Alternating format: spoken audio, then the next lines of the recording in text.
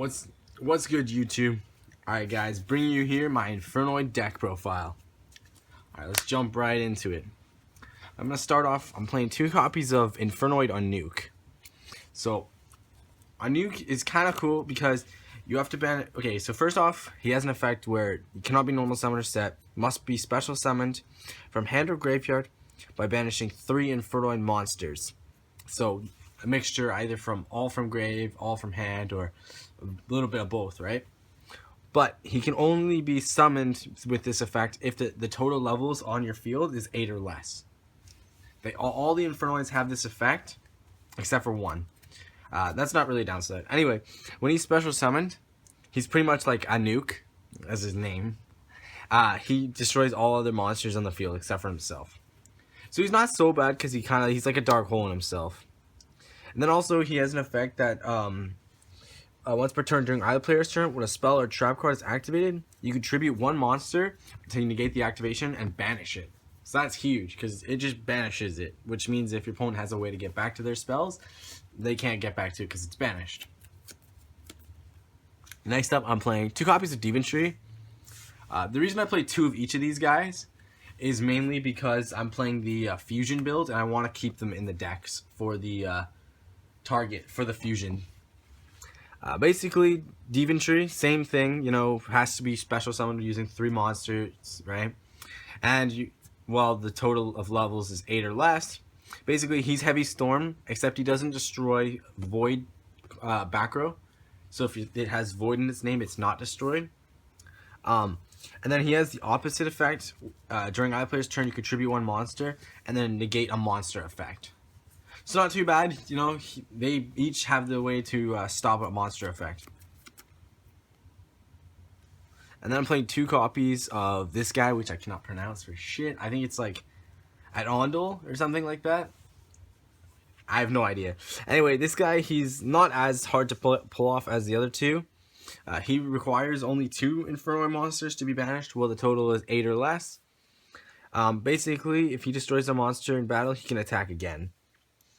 And then, I think he also has the effect to tribute himself, or you can tribute 1 monster. I think this is on your opponent. No, this is either player's turn too. You can tribute 1 monster, and then he can banish 1 card in your opponent's graveyard. So that's pretty good. You know, if your opponent's got something in graveyard you fear, you can drop him, attack twice, and then banish, and then tribute him to banish that card in the graveyard. So that's it for boss monsters. Moving on to the lower level Infernoids, starting off with 3 copies of Decatron. Decatron is so good. He's the tuner. He's the only normal summonable one where you can actually just normal summon him without any cost. Basically, when this guy is normal or special summoned, you can send 1 Infernoid monster from your deck to the graveyard, except a copy of himself, of course. And then he gains, his level is increased by that lens level, and he gains that monster effect. So it's okay if you send if you special summon them and then send a nuke or Tree, you get their effect to either destroy the monsters or the back row. So nice. Also though, when he gains the level, it's not like he's changing level where he becomes that level. No, he gains the level. So sometimes that kind of gets in the way if you need a certain level and you don't have any of those anymore. But that's it. So he's very useful. Moving into the next, I'm playing 3 copies, my bad, of Antra. He's not that great in itself. Basically, you need to he can't be normal summoned. He has to be special summoned with by banishing 1 Infernoid monster, and he can only be special summoned from the hand, unlike the other guys. Basically, this guy returns 1 face-up card. I think it's face-up card on the field, on your opponent's side of the field, and returns it to the hand. And then he has once per turn during your opponent's turn. You contribute 1 monster, then target 1 card in your opponent's graveyard, banish it, and that's a quick effect. So pretty nice. All the lower level monsters have that effect except Decatron. I play 3 of them just because, you know, there's times when you actually want him, but more or less he's just an Infernoid name. I'm playing 3 copies of Harmatic. Basically, same thing. Normal summon him when 8 or less level by using 1. He can only be special summoned from the hand, not from the grave. His effect is destroy target 1 monster your opponent controls, destroy it. He can't attack that turn, and then he has the on your opponent's turn, tribute 1 monster, banish a card from graveyard, and that's a quick effect. And then same thing with Petrula, except for he blows up back row, and then he can't attack. That's about the only difference between him and Harmatic. So that's it for the Infernoids. And I'm playing a small Light Swarm engine. I'm playing 3 copies of Raiden and just 2 copies of Lila. Raiden is really good just for if you don't have like cards, you can just summon him mill 4, which is pretty good. Also, he counts as a tuner, which is actually kind of decent because you can make synchros pretty easy in this deck. Yeah. And then Lila, basically you summon Lila, and your opponent, if your opponent has back row, you summon her, your opponent has to respond to it, or else they gonna lose their back row. So yeah, that's it for monsters. I don't know how many monsters this is. It's like over 20, I think.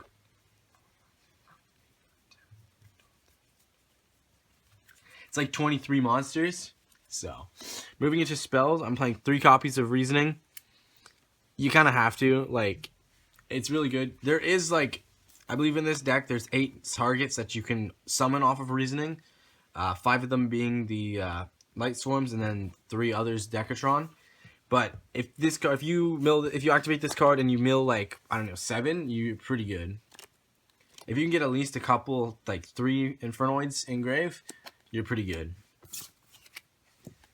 I'm playing 2 copies of Charge of the Light Brigade, just to send top 3 cards and then search, like, I don't know, Lila or Raiden, which is kind of good. 2 Void Seer, just because if it gets milled, then it's still engrave effect. Is the same thing pretty much as its normal effect. But basically with him, you can target 1 Infernoid monster on the field, or you control. It's unaffected by your opponent's card effects this turn. And then if an Infernoid monster/monsters would be destroyed by a card effect, you can banish this card from your grave and instead of destroying one of those monsters. So not bad. And then I'm playing 2 of the fusion spell, the Void Imagination. This card is like pretty good to go into your broken fusion monster. Basically, while this card's in your spell and trap card zone, it's treated as it makes all other Infernoids level 1. Like higher than level 2, it makes them all level 2. But any battle damage your opponent would take is cut in half. And then you can destroy this card. And then if your opponent has an extra deck monster, well, no, if your opponent has, doesn't matter. You contribute this card, send as many Inferno monsters from your hand or field to the graveyard, and then you get to special summon 1 Infernoid fusion monster from your extra deck. There only is 1 though. You can special summon it. And then you get the effect based on the amount of them. But if you activate this card while your opponent has an extra deck monster, and you don't, you can special summon it using monsters from your deck as materials. So that's good because it automatically sets you up a +6. Right? Which is kind of really crazy. 2 copies of MST, just because this deck really doesn't fear back row much.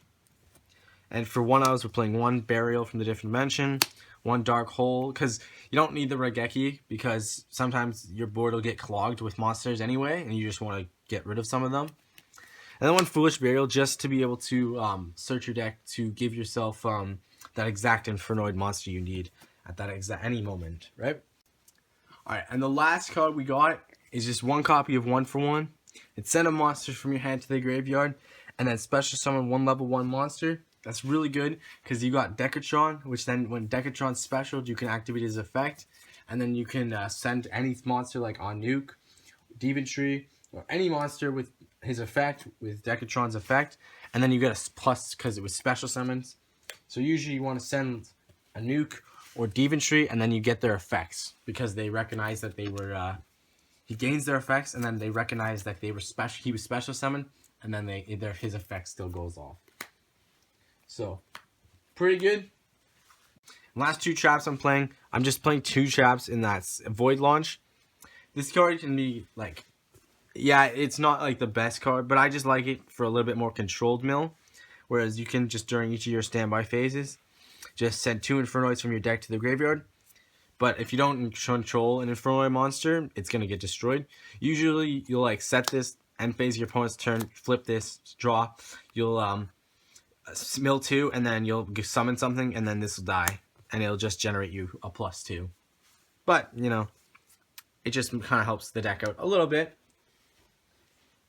Anyway, diving right into the extra deck, I'm playing 3 copies of Infernoid Tira, or Terra. I think it's Tira, actually. This card's fucking nuts. It gets 4 effects based on the amount of Infernoid monsters you use.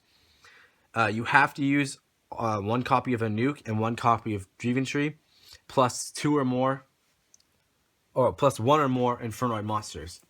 So its first effect, if you send 3 or more, each player sends 3 cards from their extra deck to the grave.